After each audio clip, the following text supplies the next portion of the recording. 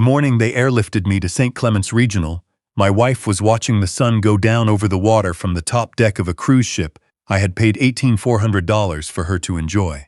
The ship's photographer had uploaded a photo to the passenger app that afternoon. She was holding a glass of champagne. She was smiling. The timestamp read 6:47 p.m. The exact same minute the ER attending was telling my oldest friend that my spleen had ruptured and I needed surgery within the hour. When the hospital finally reached her, she listened to the doctor explain what had happened. Then she said she'd be back Thursday. Thursday was 5 days away. They did the surgery without her there. I signed the consent form myself, my hand shaking so badly, the nurse had to press the clipboard against my chest to hold it still. When I woke up in the recovery room at 2 in the morning, the chair beside the bed was empty. The overhead light was off. I lay there for a long time just listening to the machines. Nobody came. That was 11 days ago. My name is Jerome Birch. I am 66 years old, and for 31 years I ran Birch Land and Development out of Roanoke, Virginia. We built schools, municipal water facilities, affordable housing complexes that still stand straight and true 2 decades after we poured the foundations.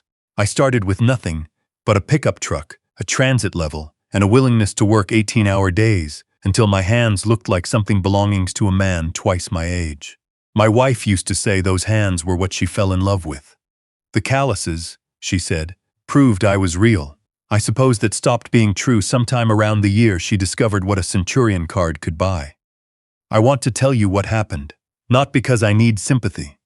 I am past the age where I require strangers to feel sorry for me. I want to tell you because I know some of you know this feeling, the specific suffocating feeling of watching people you have sacrificed everything for look right through you like you are a window and not a wall. It started the way most things do, with something small. A dead pine tree behind my workshop that had been leaning wrong all summer. A Thursday afternoon in late September, I cut down myself. I know. My daughter has told me this approximately 400 times. The tree came down clean, but when I went to drag the upper section clear, my boot caught on a root buried under the leaf cover and I went down hard. The slope did the rest. I rolled about 15 feet before a boulder stopped me, and the boulder won. 2 ribs broken on the right side, 1 on the left, and a slow rupture of the spleen that I mistook for deep bruising. My neighbor, a retired schoolteacher named Grace, who watches out for me in the quiet way that good neighbors used to before everyone stopped knowing each other, saw me from her back fence. She called 911. She saved my life, and I will be grateful for that woman until the day I actually die. The ambulance took me to St. Clement's. At intake, a woman named Felicia, reading glasses on a beaded chain, the patience of a person who has seen everything twice, made the calls while they were still taking my vitals. My daughter answered. I heard fragments of it from the intake bay. Felicia explained the injury, explained that internal bleeding of this nature required immediate surgical intervention. My daughter asked whether the surgery was absolutely necessary tonight, or whether it could wait until they docked. She said getting off the ship mid-cruise would be complicated. Felicia explained, with admirable restraint, that internal bleeding does not respect cruise itineraries. My daughter said she would think about it and call back. She did not call back. Felicia tried my wife next. My wife answered on the 4th attempt. She listened. Then, in the voice I recognized as her managing the help tone, she asked, "How serious are we talking? Because Jerome has always been a bit dramatic about pain. Is this really an emergency or is this Jerome being Jerome?" Felicia told her it was absolutely an emergency. My wife sighed. She said they were about to sit down to the captain's formal dinner and that these events were ticketed. She said she trusted the hospital to handle things professionally. She said, "Do what you need to do and have someone call me when he's out." Then she gave Felicia the cabin number on the ship and hung up. The surgeon's name was Dr. Aldana. Direct, competent, exhausted in the specific way that good surgeons tend to be. She told me the spleen needed to come out and that we needed to move immediately. She asked if family was on the way. I said no. She didn't ask twice. We went to the OR. I was unconscious for the surgery itself. What I can describe is waking up in a room that could have held 4 people. A television mounted to the wall running local news on mute. A window with an orange parking lot beyond it. Somewhere down the hall a cart squeaked on linoleum. Nobody came to hold my hand. Nobody came to tell me I had made it. I reached for my phone on the bedside table. Past midnight. I opened Instagram not because I used it regularly, but because my daughter had insisted on setting up an account for me 2 years prior so I could keep up with family. I had checked it maybe a dozen times. But that night, with nothing but the orange parking lot glow and the muted television, I opened it. My daughter had posted 6 hours earlier. The photo showed the three of them at what was clearly the formal dinner they had mentioned. My wife was wearing the pearl necklace I bought her for our 25th anniversary. My daughter was laughing, her head tilted back. My son-in-law was raising a glass directly at the camera, his grin easy and wide in the particular way of men who have never worked for anything. The caption read, "Captain's Dinner, living our best lives." 37 people had liked it. I scrolled. My son-in-law had posted a video that afternoon, before the calls, before the surgery, while I was already lying at the bottom of that slope. He was at the ship's bar, in the confiding way people do when they want their followers to feel included, he said. Day 3, and honestly, this might be the greatest trip we have ever taken. No drama, no lectures about budgets, just peace. He smiled. Some of us needed this more than others, am I right? He winked. Cheers. No drama, no lectures. What he meant was no Jerome. I set the phone on my chest and looked at the ceiling for a long time. I had paid for that trip. Every dollar of it. The flights to Miami, the cabin upgrade, the specialty dining package, the shore excursions. My son-in-law did not have a paying job. He had not had one in 3 years. Not since the consulting business I had seeded with $40,000 quietly dissolved. He and my daughter lived in the guest cottage on my property, expenses covered, while he figured out his next move. $38,000 additional dollars had moved from my accounts to theirs in the past 18 months. I had the records. I had always had the records. I just had not been willing to see what they meant. I lay there until 4 in the morning, not sleeping, just thinking. And somewhere in those dark, quiet hours, something that had been bending for years finally broke, not violently. More the way a nail pulls free of wet wood, quietly, inevitably, after too much sustained pressure. I called Anson Quaid at 4:15 a.m. Anson has handled my business affairs for 22 years. He is not a warm man. He treats sentiment the way a skilled surgeon treats excess tissue. He removes it cleanly and moves on. He answered on the second ring because that is the kind of man he is. Bring the Henley file, I said, and the amendment we drafted in March. Silence, just for a moment. You're sure, he said. I'm sure. He arrived at 6 in the morning in a charcoal suit, carrying the same weathered briefcase I recognized from our first meeting. He sat down in the empty chair beside my bed, the chair where no one had sat all night, opened the briefcase on the rolling table, and we went to work. The Henley file was a contingency document we had drafted quietly 18 months earlier, after a conversation in which my son-in-law had implied, with a smile that never quite reached his eyes, that the next generation should have more input into how the business assets were structured. I had laughed it off at the time. I had called Anson the following Monday. By the time the morning shift arrived and the hallway outside began filling with the sounds of a hospital waking up, the following was already in motion. The joint checking account, which my wife drew from freely and which I replenished monthly without fail, had been drawn down to $1.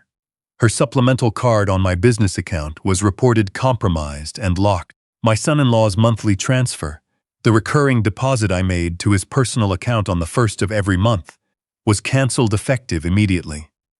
The guest cottage, titled under a holding company I owned, was placed under a new trust with no current occupants listed as authorized residents. And the corporate card my son-in-law had been using for what he called business development expenses was frozen pending audit. Anson closed the briefcase. The house, he said. The house, too. He nodded. The primary residence, purchased with pre-marriage earnings, protected under our original agreement, transferred cleanly to the Birch Family Trust. By Virginia law, it was airtight. They'll fight it, he said. Let them. He left. I slept for 4 hours, which was more than I had gotten all night in the empty room. They came home Thursday as scheduled. My wife had sent me one text message in 5 days. It said, "Thinking of you, doctor says you're stable." Good, my daughter had sent a crying emoji, that was all.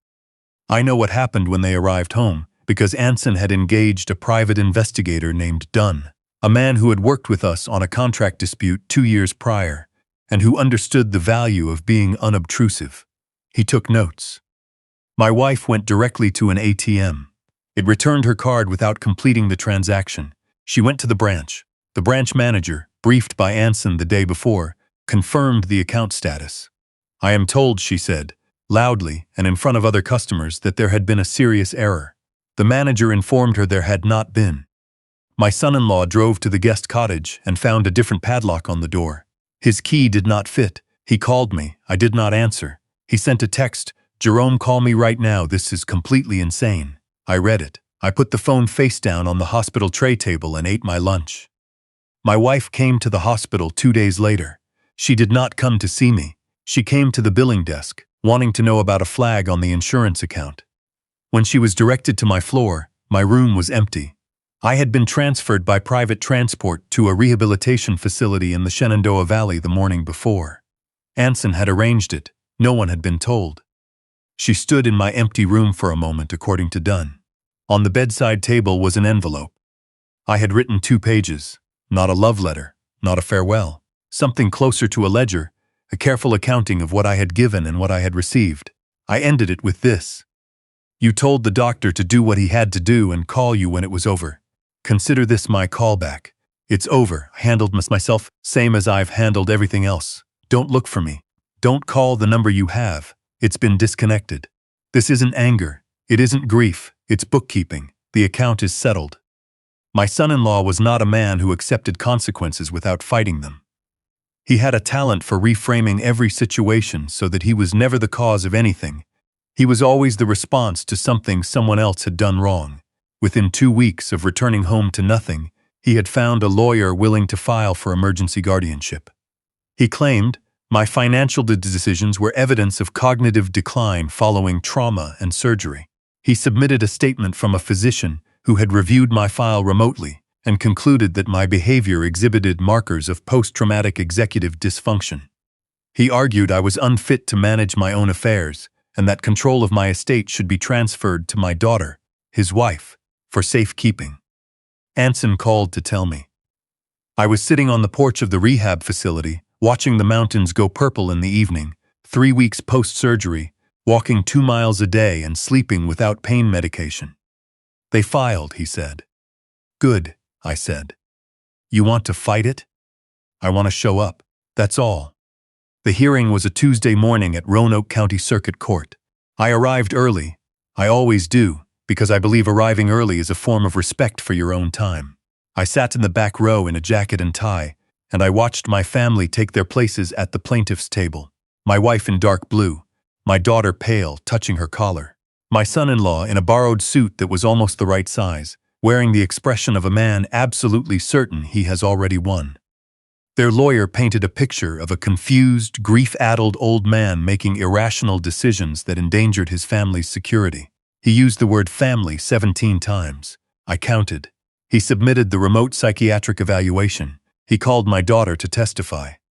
She said I had seemed confused in the months before the accident, forgetful, irritable. She said she worried about me. She said she loved me. She did not look at me while she said it.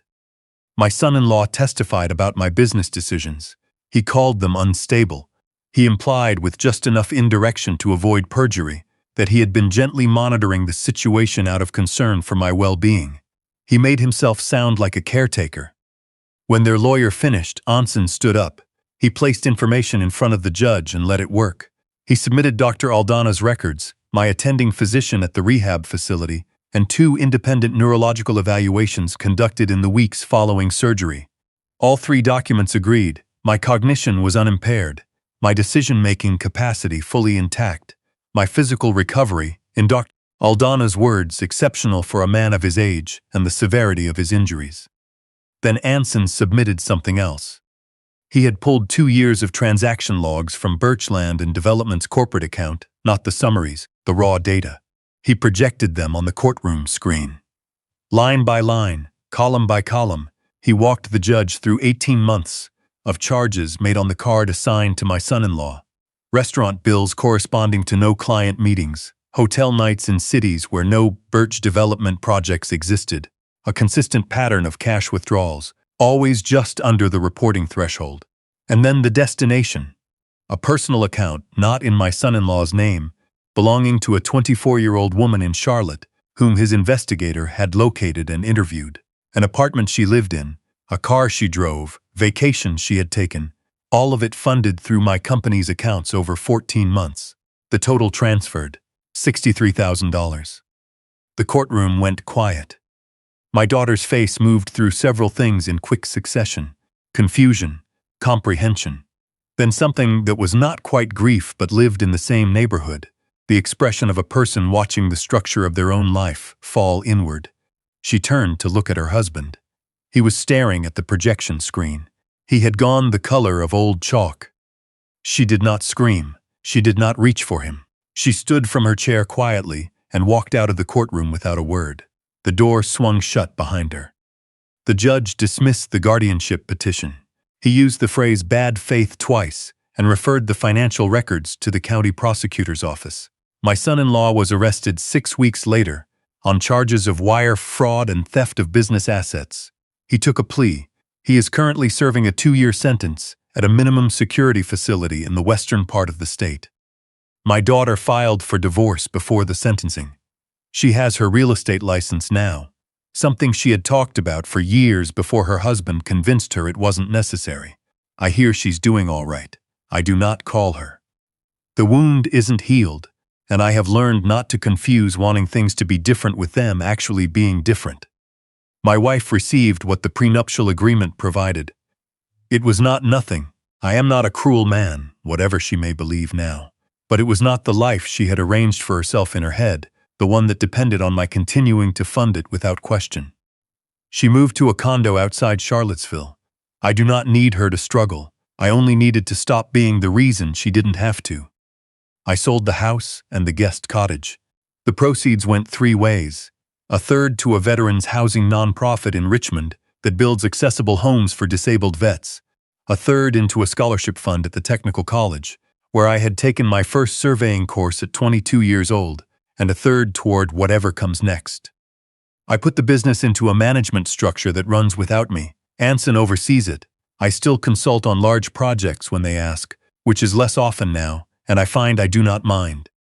The Callie, that was the name I had painted on the transom of the old wooden ketch I had been restoring in the workshop for 3 years, named for my mother, who passed the year before all of this began. I had her loaded onto a flatbed and transported to a boatyard outside Astoria, Oregon. She needed another season of finish work.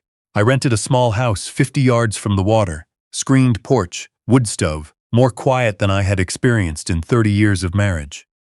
I finished her in the spring.